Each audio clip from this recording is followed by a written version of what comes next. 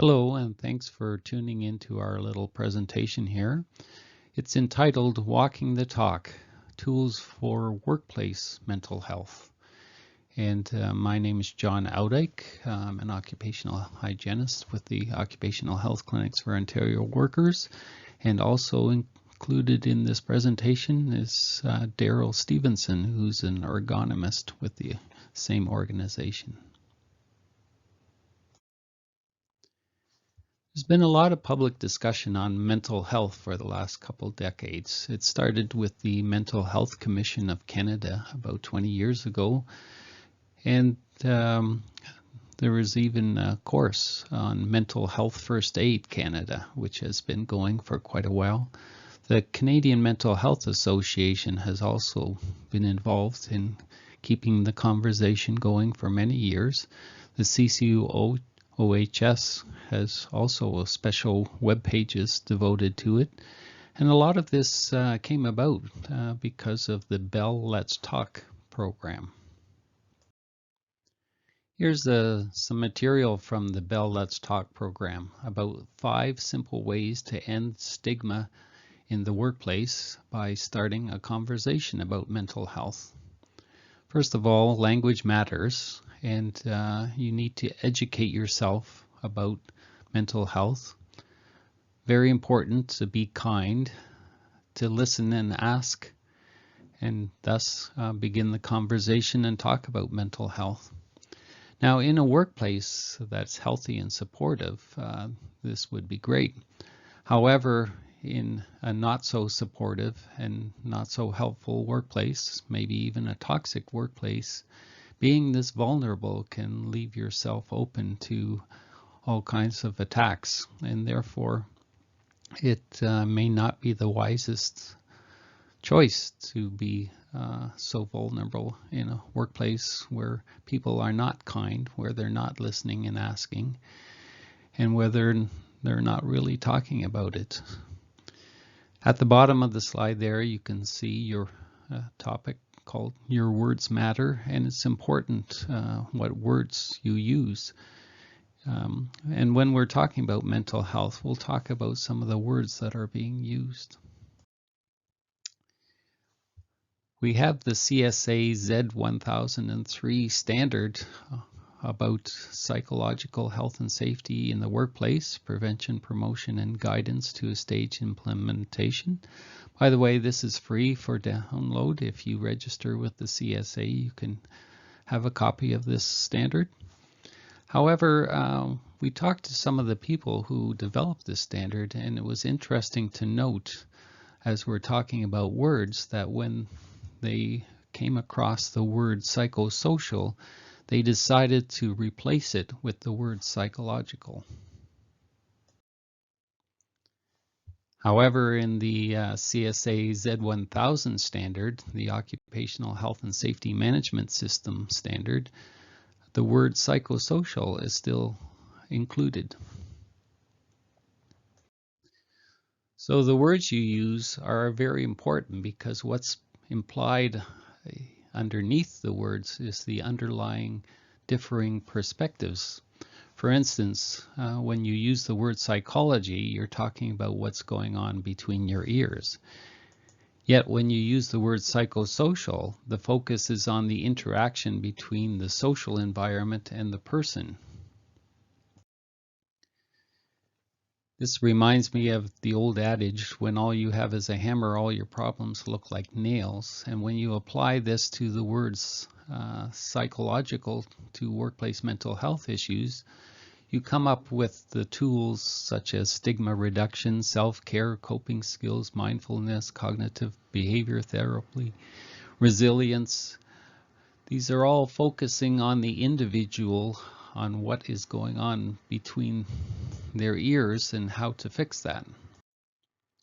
Now, Dr. David Posen is a physician in the Oakville area, and he has a counseling practice, and based on his experience with that practice, he wrote a book on trying to help people manage stress in a rapidly changing world. And here you can see the cover of that book on the first version.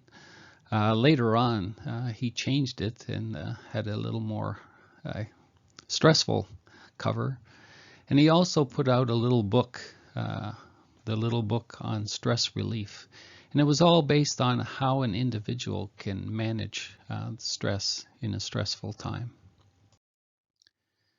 After writing that book, though, he wrote another book, and it's titled, Is Your Work Killing You? A Doctor's Prescription for Treating Workplace Stress. Having written a couple books on how to reduce stress, he talks about it in this book also. He says there are two ways to reduce stress. One is to get rid of what's there. Exercise, meditation, relaxation, and massage, medication such as tranquilizers, diversion and distraction, humor, laughter, and play can all be helpful. However, if you don't eliminate the source of the stress, such as overwhelming workload, unrealistic deadlines, a difficult boss, you can jog and eat broccoli till the cows come home and you won't get ahead of the problem. The stress will keep accumulating as fast as you can dissipate it. The best way to deal with stress is to get rid of what's there and eliminate the source.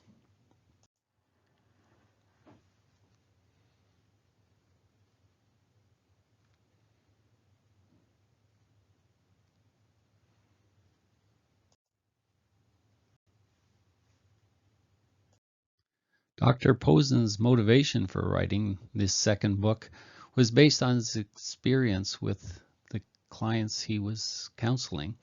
They were following his directions on how to dissipate personal stress, but they were still coming back stressed, and then he realized that this was only half of the equation. And so this second book was to try to deal with the other half of the equation. In it, he also writes, the first book ran the risk of being seen as blaming the victim, although fortunately no one took it that way. This book runs the risk of blaming the organization for all the stress. The truth is somewhere in the middle. It's a shared responsibility. But I have observed that an increasing amount of stress in recent years has been company-driven, and organizations are doing precious little to own up to the damage that they're causing on a daily basis.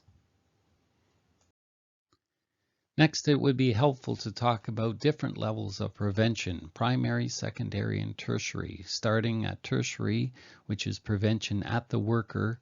This is helping a worker who has mental health issues and needs help. Therapy, counseling, medication support, that type of thing. The next level up is secondary prevention, which is learning how to manage stress using ideas like relaxation techniques such as mindfulness, also wellness programs which focus on good nutrition, exercise, and sleep patterns. Primary prevention at the individual level is how people think and appraise stress, how they think about it and how they deal with it, and this is all about resiliency. Now, as Dr. Posen noted in his book, that dealing with the individual is only one half of the equation. The other half of the equation is the organizational level. So we have two levels of interventions. We can do it at the individual or at the organization. Tertiary prevention at the organizational level is all about family or employee assistance programs, the Workplace Safety Insurance Board recognizing chronic stress, return to work programs.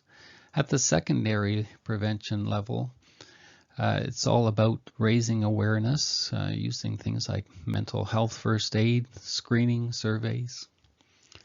Primary prevention at the organizational level is all about changing the culture, the climate, the structure of the work, and the organization of the work.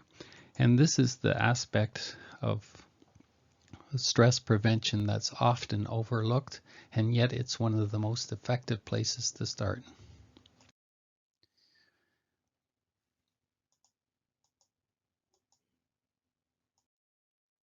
Mental health first aid is a program that's meant to be tertiary or secondary prevention at the individual level. However, provided by the organization. However, if you think about it, if you have an accident problem in your workplace, is the solution to a high rate of accidents to train more people in first aid? So when we thought about this prevention framework, we had the individual and organizational levels, but everybody knows that the organization may have a policy in place, and yet at the group level, at the department, shift, or team, it's really how that policy gets worked out in practice. And so there's another level there at the group level which operationalizes the policy in human terms and relationships. Then we also have economic sectors. For instance, jail guards have different set of stressors than healthcare workers, than retail workers, etc. And at the societal level, we also have primary, secondary, and tertiary prevention opportunities.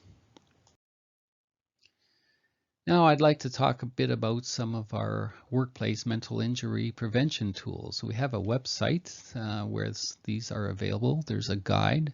There's the survey, which I'll talk about in just a while. Some YouTube videos that help you on how to use the survey. Posters and cards that are also helpful. And then there's smartphone apps, an older one, which is called Measure Workplace Stress, and a newer one called Stress Assess. We also produced the webinar with the CCOHS, and it's available online. You have to register, but it's free. And there's also an online survey administration app where you can create a survey for your workplace and administer it. It's called Stress Assess, and this is what it looks like when you on the landing page. And it uses some data that we collected from a cross-Canada survey in 2019, where we used this survey to assess Canadian worker stress. The Stress Assess is based on the Copenhagen Psychosocial Questionnaire, or COPSUC-2, the short version. However, we did update it when COPSUC updated their survey to the COPSUC-3 core version. The COPSUC factors that are included in the survey are work demands, such as quantitative work pace and emotional demands, work organization, which includes how much influence you have, possibilities for development, the meaning that your work holds for you, and the commitment to the workplace or engagement.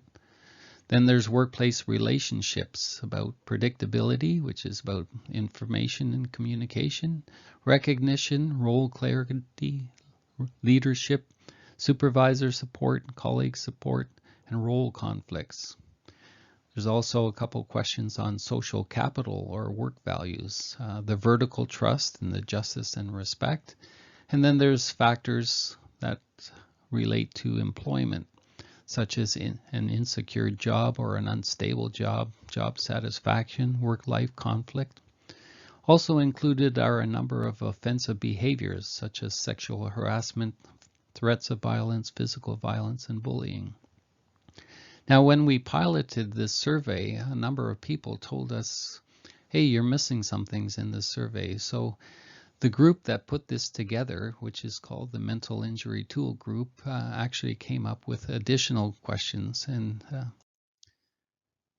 these are some of the additional questions that we added to the COPSUC questionnaire. Questions about work demands, questions about employment precarity, job and employment factors, personal and job demographics, the workplace culture or climate, health and safety concerns, and workplace environmental concerns. And we added some of the extra COPSUC health and symptom questions. And we added 2 offensive behaviors patterned after the COPSUC offensive behavior questions. This survey has been validated. We did this together with the International COPSUC network, and it was done in a number of different languages, and it was also done just with our survey here in Canada. So this is Stress Assess, and there's two versions of it, a personal edition and a workplace edition. A personal edition is just the COPSUC portion of the survey, and it's more for your education. If you want to save your results to a national database, you can submit those, but the idea is just to familiarize yourself with the tool. The workplace edition is for workplaces to set up their own questionnaire to be distributed internally. It generates a URL which you can email to the people in your workplace, and they can fill it out, and you get an automatic report when you close the survey. It's based on a 5-step approach, which we discovered the hard way after intervening in a lot of workplaces. The best way to do this is to begin by learning about what you're getting into, about psychosocial factors in the workplace and what it takes to change them. Secondly, you need to organize. You need to get your ducks in a row, get everybody on board, and get support from everyone. You can't do this alone. One person can't do it for everybody else. In fact, if they try, they'll probably increase the amount of stress in the workplace. So you need to do it together. Third is the assessment. That's the questionnaire, and we've made that easy with our web app. Then once you get the results, you have to identify what needs to be changed. And then once that's changed, you need to evaluate whether or not it worked. And when you evaluate, you learn things again, and you go around this circle of continuing improvement again. The survey is consistent with the 13 CSA psychosocial factors. And based on this survey, we produced a pandemic survey. We have been helping health and safety unions dealing with pandemics in the past, and while we were reviewing reports coming out of China at the beginning of the pandemic, we noticed a number of surveys that were being done to measure healthcare worker stress in China. So we formed an ad hoc group of union reps, interested academics, and activists to formulate and distribute a healthcare pandemic survey. The purpose of it was to try to capture the experiences of workers during the pandemic in real time. The survey was designed to be filled out repeatedly because we recognized that things kept changing, especially near the beginning of the pandemic.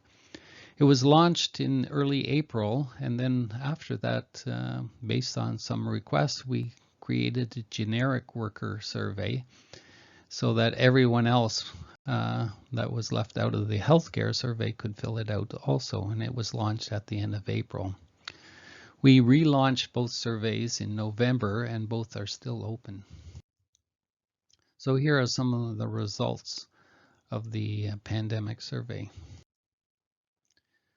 First of all, for the COPSUC psychosocial factors, they're rated in a scale from 0 to 100. And at the right-hand side, you'll see the levels that we measured in our cross-Canada Canadian workers survey. About 4,000 workers representative of the Canadian population answered the survey in 2019. So for burnout symptoms in 2019, the average score was 60. However, for healthcare, it was 16 points higher, and for non-healthcare, it was 6 points higher. Stress symptoms also were very much elevated, along with sleep symptoms for healthcare, somewhat for non-healthcare. Quantitative demands, well, we didn't dare ask the question whether healthcare workers would be busy during the pandemic, so we didn't include that one in their survey. But other workers said they were slightly more busy than the 2019 survey. Work pace was very much elevated for healthcare workers and was actually a bit slower for non-healthcare workers.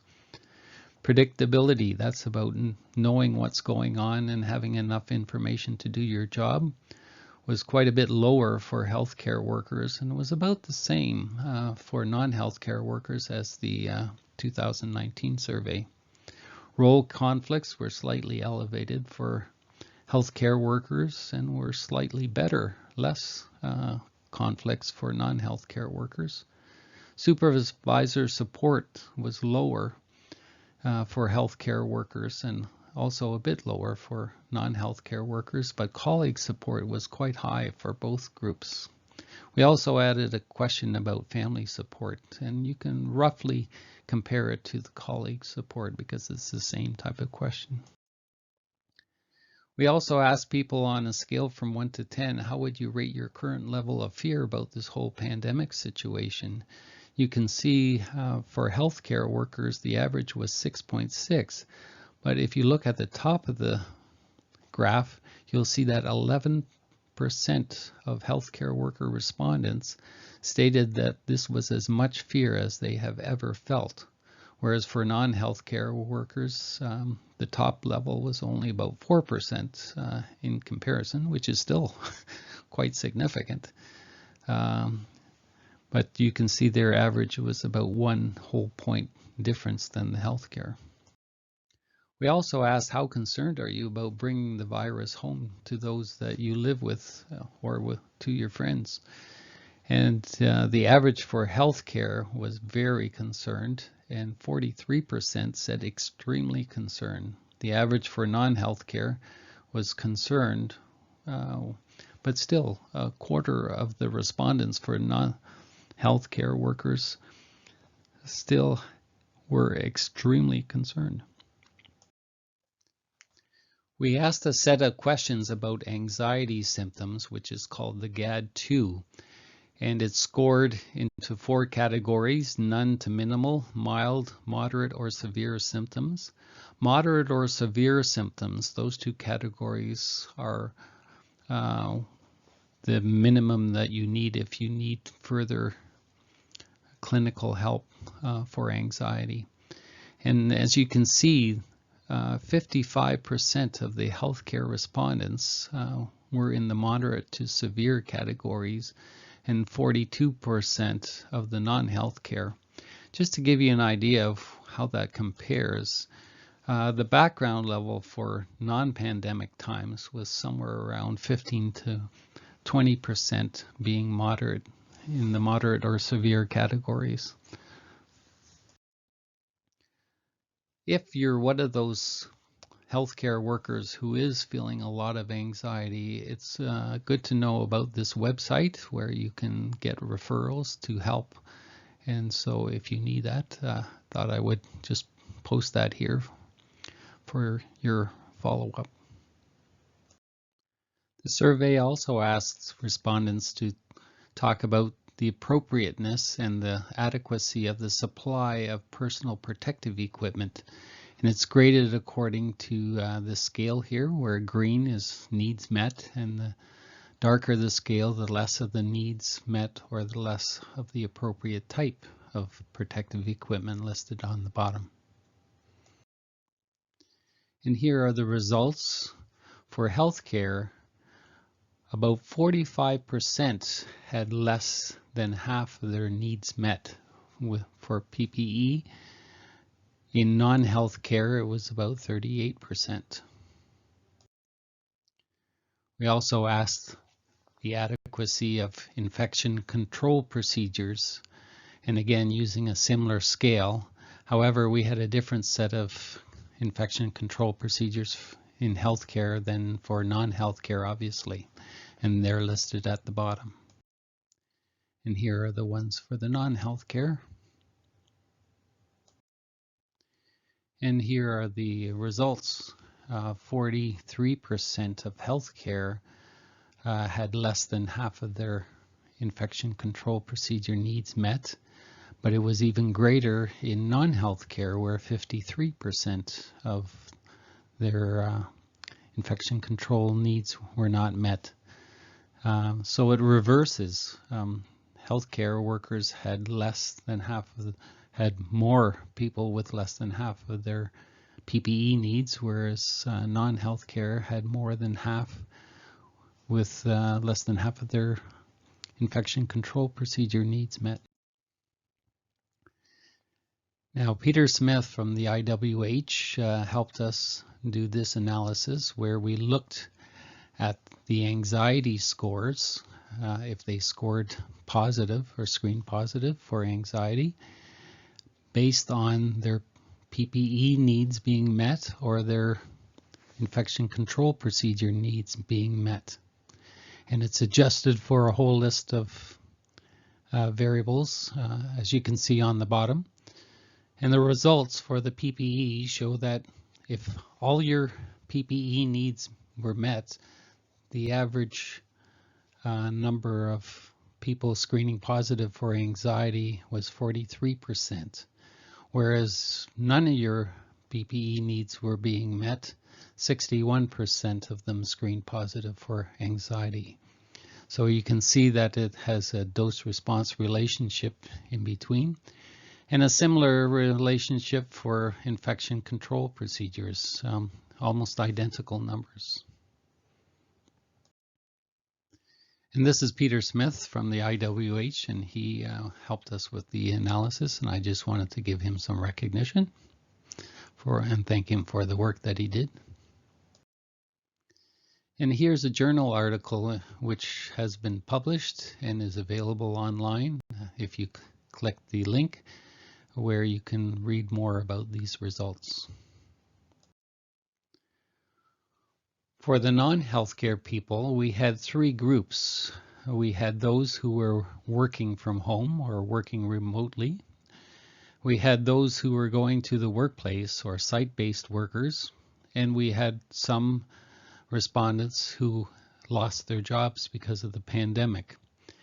And here are the percentages of people screening positive for anxiety. So 35% for working at home, 44% for going to work and working there, and a similar percentage, slightly higher, for no longer being employed. The decimals don't show. And again, this is adjusted for all kinds of variables listed at the bottom. However, if we take the site-based group, the yellow bar, and break that down according to the percentage of infection control and PPE needs met, we get quite a different picture. Here you see for PPE needs met that 34% of those who are at work but feel that 100% of their needs are being met screen positive for anxiety, whereas 35%, just slightly more, working at home screen positive for anxiety. And you can also see that if none of your PPE needs were met, working at the workplace, 52% screen positive for anxiety, which is higher than not having lost your job. For ICP, or infection control procedures, the relationship is even stronger. 30% of workers having their infection control procedures at work being met screen positive, whereas working at home it was 5% more, 35%. And for none of your infection control procedure needs being met at work, or less than half, 51 to 52% screen positive, which is more than the anxiety associated with not working at all. And this results for the non-healthcare were also published in this article, which is also available via the link. So right now we're doing a second wave survey for healthcare workers and for other workers, and here are the links to the English and French versions of those surveys. So if you're interested, you're more than welcome to fill these out. In summary, the findings are, first of all, mental health impacts, especially anxiety, but also depression, are quite common due to the pandemic. There are high levels of fear, concern, anxiety, depressive symptoms, burnout, and sleep disturbances. Mental health outcomes are related to the degree to which people perceive their personal protective equipment and their infection control procedure needs being met at the workplace. Having all these measures met at the workplace is associated with fewer mental health symptoms than working at home, which was quite surprising for us. We would have thought that working at home would be the safest place. But if you have all your needs being met at the workplace, it seems working at work at the workplace is the safest place. So satisfying perceived infection control and personal protective needs is associated with lower mental health symptoms. Another reason for employers to improve their infection control and personal protective equipment. And now I'd like to turn it over to Daryl, who will talk about some of the comments that people put at the end of the survey. They give a more fleshed out story than the statistics, graphs, and tables that I presented. So I'll turn it over to Daryl. Hi, my name is Daryl Stevenson and I am an ergonomist at OCAL. I am going to be continuing the talk about what John was just discussing and how organizations can help the anxiety of workers during the pandemic. The objective of the next segment is to highlight the diverse range of ideas of how stakeholders might address the sources of stress and control the psychological hazards during the pandemic. In mid-April 2020, an online survey was developed by the Occupational Health Clinics for Ontario workers with input from the members of an ad hoc pandemic survey group consisting of union health and safety representatives, activists, and academics. The survey was targeted at people not working in healthcare industry across Canada and was distributed through various labor organizations. At the end of the survey, participants were asked, "What might help you do your job more effectively?" The next segment highlights the themes that were created out of the analysis for this survey. Here we have the prevalence of themes that came out of the analysis of the survey comments. As we can see on this chart, communication was the most discussed theme by the participants. Throughout the next slides, I will be discussing some of these themes and what organizations can do to help their workers deal with some of these issues. Once again, the largest theme that was discussed was about communication in the workplace during the pandemic. Workers wanted better communication between management and themselves. More specifically, they wanted more consistent communication and regular updates on what was happening with the organization. They want clear expectations, honesty, and transparency in the messaging about their work. Workers do not want to be left in the dark wondering what is going to happen. It would help to provide them with more frequent check-ins and also allowing them to have more teamwork and collaboration with their colleagues. Given that workers are not seeing each other on a day-to-day basis, it is important to promote and allow for collaboration so that their social connections can remain strong. The treatment of one another in the workplace was still an issue plaguing workplace efficiency and adding to anxiety. Participants discussed wanting respect and help dealing with bullying, fairness, and equality in the workplace. Workers wanted appreciation and positive feedback as well as compassion and trust. In particular with the pandemic, some workers feared bullying and poor treatment if they spoke out against workplace safety policies. There was a lack of trust with many workers towards their management during these times, so it is important to build that trust through listening to and supporting them. There was a strong call for including frontline staff in the decision-making in COVID-19 safety policies. Frontline workers felt their voices were not being heard, and they felt that they had important knowledge and recommendations for the workplace. We should be encouraging people to communicate their discomforts and hear out their complaints, be compassionate, and work with people on their worries. Even dealing with masks and PPE. Telling people not to be concerned only amplifies their stress. Allow them to be heard and try to work with them. Whether this means more frequent outdoor breaks or teaching them on strategies to reduce their heat stress. This will go a lot further than telling them it's not an issue. This quote speaks to this. Taking the suggestions and recommendations from frontline staff seriously, valuing frontline opinions and solutions to problems in the workplace, especially through COVID-19. It is important to reduce the fears of returning to work. As John discussed, Workers had the least amount of anxiety when they could return to their normal workplaces and when they felt safe in doing so, even when compared to working from home. Workers want better overall COVID-19 safety policies.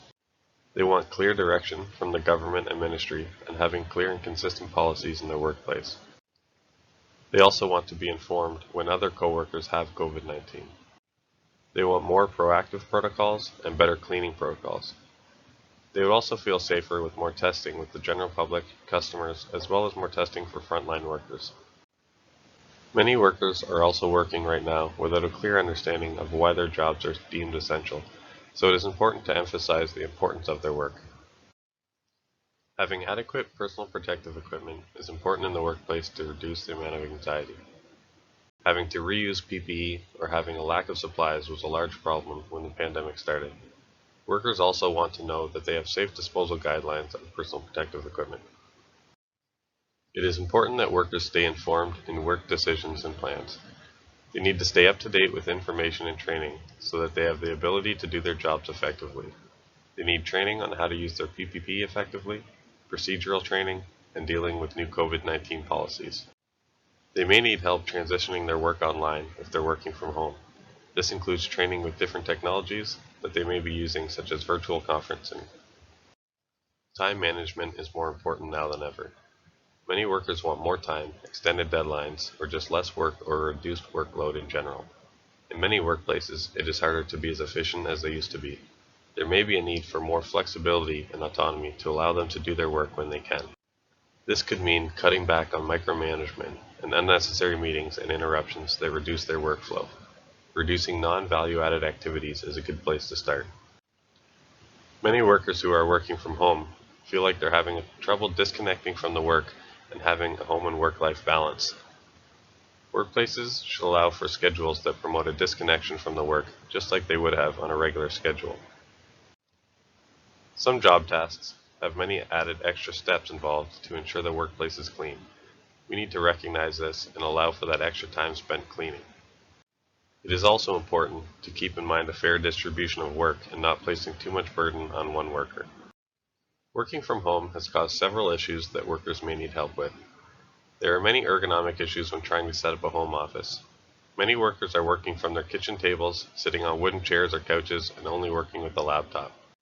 Not only do they need help setting up their office, but they also may need help with the cost of setting up their home office. There are also many technological problems, and some may need training to improve their computer skills and tools to transition their work online. Access to better technology was a large theme from working from home. They wanted workplaces to provide the appropriate equipment when working remotely, such as better computers, faster internet, especially in rural areas where internet can be quite slow, virtual private networks, and communication devices. Working from home and having children or family to take care of also comes with added stress. Due to this, there is again the need for flexibility in working hours that can help with these situations.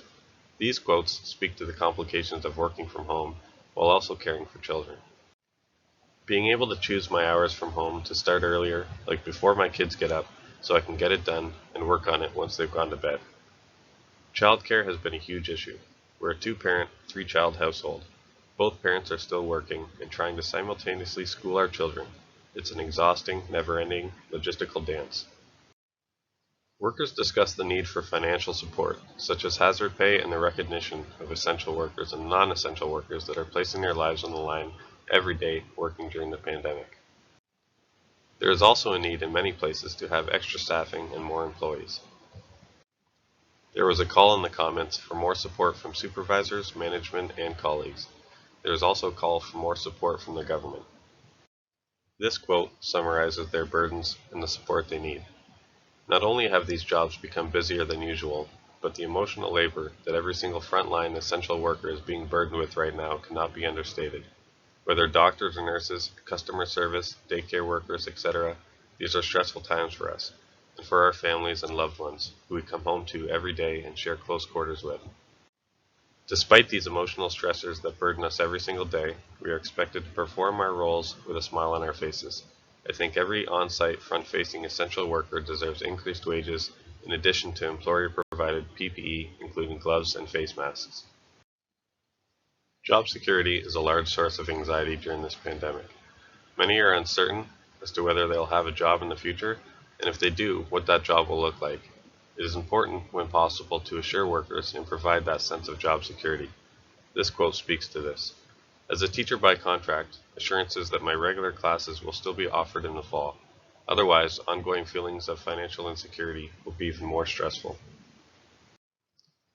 The mental health of workers needs to be heavily considered, as well as attention to stress and anxiety. This could come in the form of opportunities for self-care or paid mental health days, or just allowing more time off in general. Many people used to look forward to vacations, and now many of those vacation options have been diminished. Without them to look forward to, many workers have increased anxiety and stress levels without that future outlet to help get them through it.